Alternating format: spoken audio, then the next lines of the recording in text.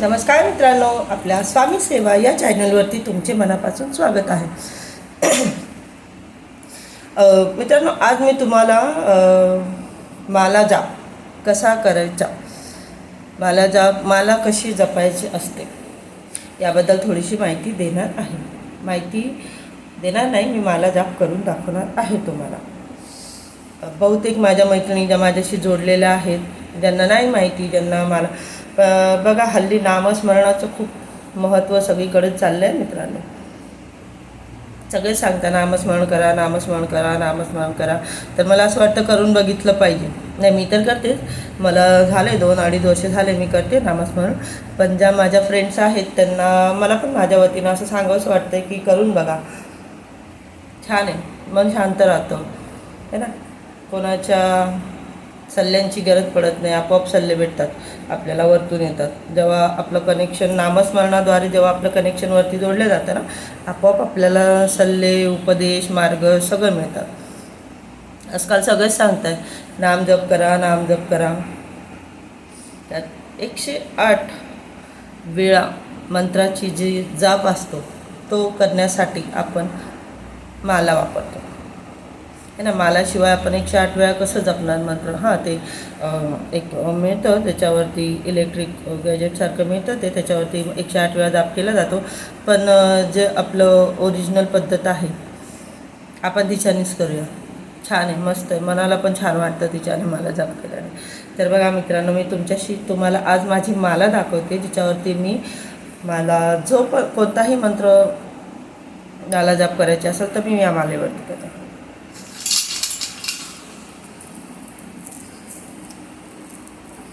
मित्रांनो, ही माझी माला आहे. याच्यावरती मी माला जाप करते माऊलीचा, स्वामींचा. श्री स्वामी समर्थ, श्री स्वामी समर्थ. पुन्हा आणखी जेव्हा आपला मंगळवार असतो, मंगळवारच्या दिवशी आपण कुलदेवीची सेवा करतो, तर त्या दिवशी पण आपला जो कुलस्वामिनीचा मंत्र आहे, मी कुलस्वामीचा मंत्र पुढच्या व्हिडिओमध्ये सांगेन तुम्हाला. आत्ता फक्त आपण माला जाप कसा करायचा याविषयी बोलूया. तर जेव्हा पण मला जी काही सेवा करायची असेल माला जापची, मंत्र जापची, तर ती मी माझी ह्या मालेवरती होते.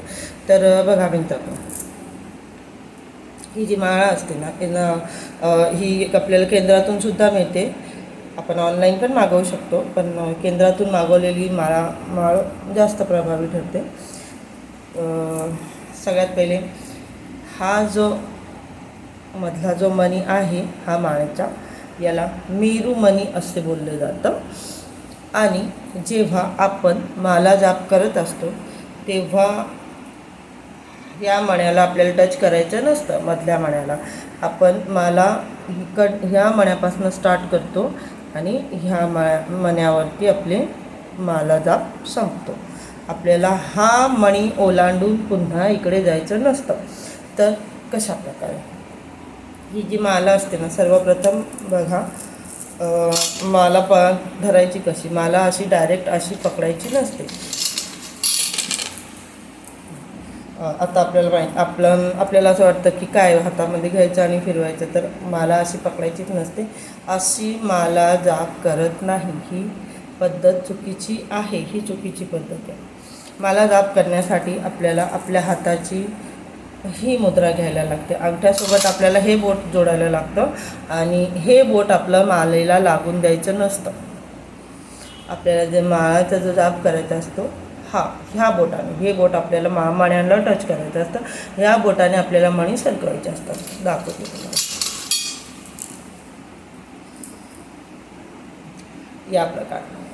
या प्रकारे हे बघा, माझे हे जे 2 बोटं आहेत,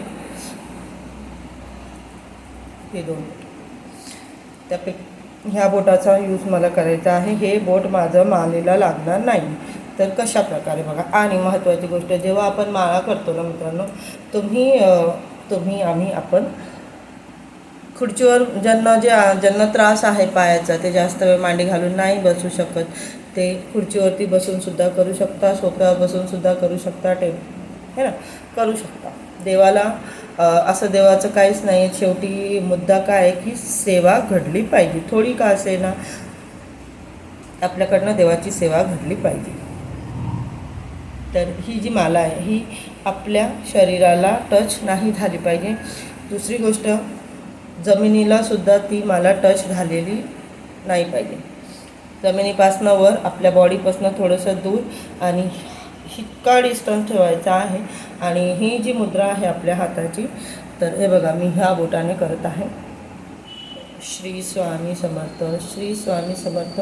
या प्रकारे आपल्याला हा मणी मागे घ्यायचा असतो. तर जेव्हा आपली एक माळ कंप्लीट होते, म्हणजे जेव्हा आपण इथपर्यंत येतो शेवटच्या मण्याकडे, तर तेव्हा मित्रांनो आपल्याला डायरेक्ट असं हातातून काढून आपल्याला पुन्हा घ्यायची नसते. आपल्याला ही जी माला आहे ना, आपल्याला तिथल्या तिथे आपल्याला अशी फिरवून घ्यायची असते. तिथेच आपल्याला माला अशी फिरवून घ्यायची असते की जेणेकरून आपल्या मधल्या मण्याला टच नाही व्हायला हवं. तर अशा प्रकारे माला जाप केला जातो आणि अशा प्रकारेच करायला पाहिजे मित्रांनो. हीच योग्य पद्धत आहे. जे आपण म्हणजे सुरुवातीला चुकीच्या पद्धतीने माला करायची, तर मला कोणीतरी बोललं की असं नाही करत. तर तेव्हा मी केंद्रामध्ये विचारलं, तेव्हा त्यांनी सांगितलं की या प्रकारे करायची माला. आता कोणतीही गोष्ट आपण आयुष्यात पहिल्यांदाच शिकतो मित्रांनो, आणि ती शिकण्याची इच्छा असली पाहिजे. आणि मला स्वामी सेवेत लागायचं होतं, मला सगळं करायचं होतं की हां मला आलं पाहिजे, मला करायचं. कारण माझी मनापासून इच्छा होती, मला स्वामींना मनवायचंच आहे, मला स्वामींचा आशीर्वाद घ्यायचाच आहे. कारण मी तुम्हाला सांगितलं ना, माझ्यावरती खूप संकटं होती.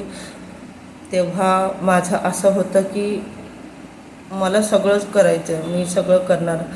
शेवटी सगळं करून थकल्यानंतर माणूस जेव्हा देवाजवळ येतो, तेव्हा जगातल्या ज्या सगळ्या गोष्टी आहेत ना, त्या सगळ्या सोडतो माणूस.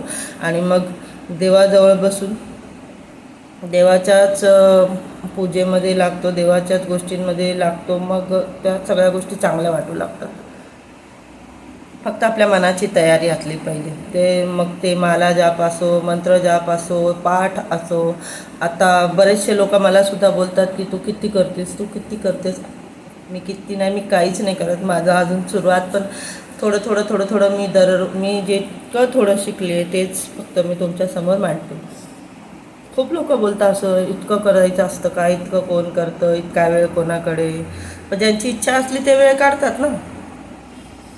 ज्यांना अंतःकरणापासून इच्छा असली की आपोआप होतं ते. असं काय नाही, असं प्रेशर करायला नाही लागत. आतूनच इच्छा येते. आतून असं वाटतं की हां मला हे करायचं आहे, मला ते करायचं, मला हे शिकायचं आहे, मला कालभैरवाष्टकम स्तोत्र आलं पाहिजे, मला श्रीसूक्तम आलं पाहिजे, मला जपता आली पाहिजे, मला जपायची आहे, मला करायचं आहे. आपोआपच येतं ह्या सगळ्या गोष्टी. तर केलेलं चांगलंच आहे बघा. इतर ठिकाणी डोकं लावण्यापेक्षा, इतर ठिकाणी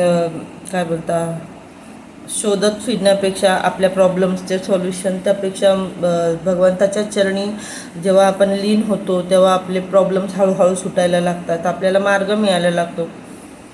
हळूहळू सुरुवात होते, आपल्याला समजत पण नसतं पण सुरुवात झालेली असते. तर आजच्या व्हिडिओमध्ये इतकंच मित्रांनो. भेटूया पुढच्या व्हिडिओ.